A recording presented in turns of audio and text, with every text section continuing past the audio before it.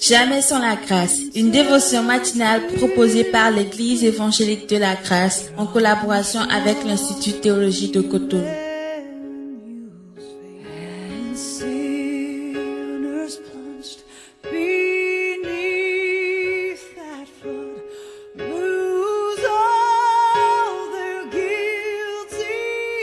Bonjour chers amis, chers internautes, encore une nouvelle journée, une nouvelle provision. Bienvenue dans votre dévotion qui nous amène toujours dans le livre d'Ésaïe. Père, merci de nous bénir, de bénir notre aventure aussi au travers de ce livre et parle-nous encore ce matin.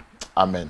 Donc nous allons relire notre passage d'hier, Ésaïe chapitre 61, le verset 1er. Il est écrit: L'Esprit du Seigneur, l'Éternel, est sur moi, car l'Éternel m'a oint pour porter de bonnes nouvelles aux malheureux. Il m'a envoyé pour guérir ceux qui ont le cœur brisé, pour proclamer aux captifs la liberté et aux prisonniers la délivrance. Amen. Alléluia.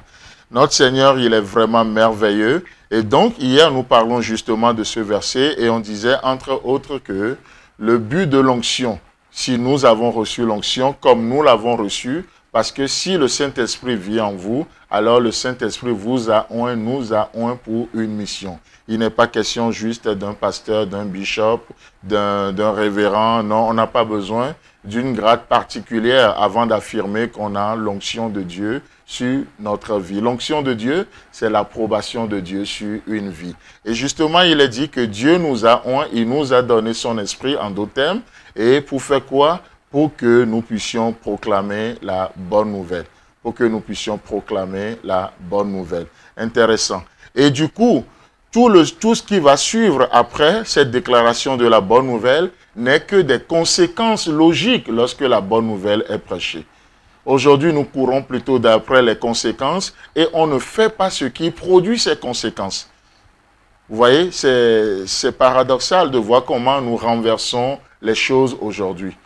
Les choses qui doivent nous suivre, les choses qui doivent courir d'après nous, aujourd'hui, c'est nous qui courons d'après ces choses. Et Dieu dit non, on n'est pas fait comme ça. Vous poursuivez l'essentiel. C'est comme ce passage de Matthieu chapitre 6, verset 33. Cherchez premièrement le royaume des cieux et sa justice, et toutes les autres choses vous seront données.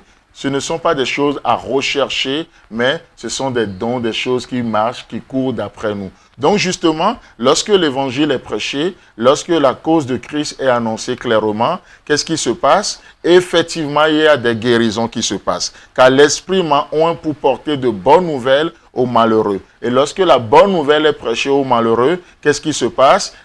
La guérison prend place. Comme la suite du verset nous le dit, il m'a envoyé pour guérir. Mais comment on guérit? En apportant l'évangile, n'est-ce pas? N'est-ce pas ce que le psalmiste dira dans Psaume 107, le verset 20? Et tu envoyas ta parole et ta parole nous guérit.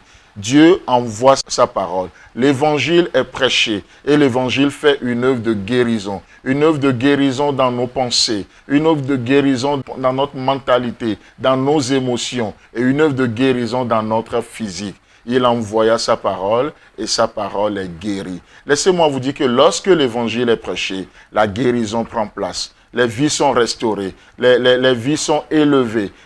C'est tellement bien, c'est tellement fabuleux de voir la puissance que Dieu donne à l'évangile. N'est-ce pas ce que Paul dira? Que l'évangile, c'est quoi? C'est la puissance de Dieu pour le salut de quiconque croit. Mais combien aujourd'hui, malheureusement, nous laissons l'évangile de côté, nous voulons prêcher d'autres choses. On se contente de prêcher la guérison. Et du coup, nous passons à côté de la vraie guérison, alors que notre Dieu guérit. Mais il y a toujours un ordre dans ce que Dieu fait. La Bible ne nous dit-elle pas que Dieu est un Dieu d'ordre? Il y a toujours un ordre dans les choses. Il envoya sa parole et nous sommes appelés pour prêcher sa parole. Une fois que la parole est prêchée, qu'est-ce qui se passe? La guérison prend place dans les cœurs. Il m'a envoyé pour guérir ceux qui ont le cœur brisé. Deuxième chose, pour proclamer aux captifs la liberté. Non, la liberté, ce n'est pas un vain mot. Qu'est-ce que Jésus dira aux pharisiens dans Jean chapitre 8, le verset 32? Vous connaîtrez la vérité, parlant toujours de la bonne nouvelle de l'évangile. Vous connaîtrez la vérité et elle vous rendra libre. Donc du coup, si le prophète Ésaïe dit que Dieu m'a envoyé pour proclamer aux captifs la liberté, vous pensez qu'il va le faire à base de quoi? À base de l'évangile. Première chose qu'on avait vue hier, l'onction est donnée pour prêcher. Et lorsque nous prêchons, nous communiquons l'évangile, la guérison prend place. Ensuite, les gens, les captifs sont libérés. Ils sont libérés des mensonges de l'ennemi. Ils sont libérés des jougs que le diable met sur leur vie. Ils sont libérés de tellement de choses, des vaines pensées que nous avons héritées de nos parents. Ils sont libérés de tellement de choses. L'évangile est proclamé et qu'est-ce qui se passe? La liberté est donnée aux captifs. Et enfin, il est dit, et aux prisonniers, la délivrance. Mes amis, il n'y a pas de vraie délivrance si la parole de Dieu n'est pas prêchée. C'est que de l'émotion. La vraie délivrance nous vient parce que nous avons compris l'évangile. Nous avons compris que l'évangile de Dieu, c'est la puissance de Dieu pour le salut de quiconque croit. Et lorsqu'il est prêché, les cœurs brisés sont guéris, les captifs sont libérés et les prisonniers sont délivrés. Que Dieu vous bénisse dans cette journée et vivez de toute parole de Dieu. Chers amis, encore une fois, si vous aimeriez être partenaire avec nous dans cette œuvre pour que l'évangile soit prêché à toutes les nations, en tout cas du moins au maximum possible, vous pouvez devenir partenaire avec nous. Et il suffit simplement de nous appeler au 00229 94 75 80 20 ou nous envoyer un message et nous allons travailler ensemble. Que Dieu vous bénisse. C'est tout le temps que nous avons. Si vous avez aimé cette dévotion, parlez-en à vos amis. Parlez-leur du message de la grâce et de ce qu'il fait dans vos vies. Pour un sujet de prière, une question ou plus d'informations, contactez-nous. Téléphone 64 88 35 87 ou 96 42 69 05 ou par WhatsApp au 94 75 80 20.